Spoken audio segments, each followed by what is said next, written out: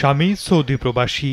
ফরিদপুরের মধুখালীতে নিজ বাড়িতে ৩ সন্তানকে নিয়ে বসবাস করতেন গৃহবধূ। রোববার রাতে সংসারের কাজ শেষে ঘুমিয়ে পড়েছিলেন তিনি।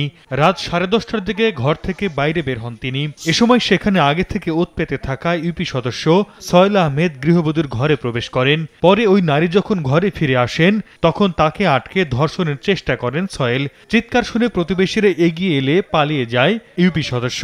স্থানীয়রা জানান, এর আগেও একাধিকবার নারীর সঙ্গে এ ধরনের ঘটনা ঘটিয়েছে ইউপি সদস্য সোহেল আহমেদ।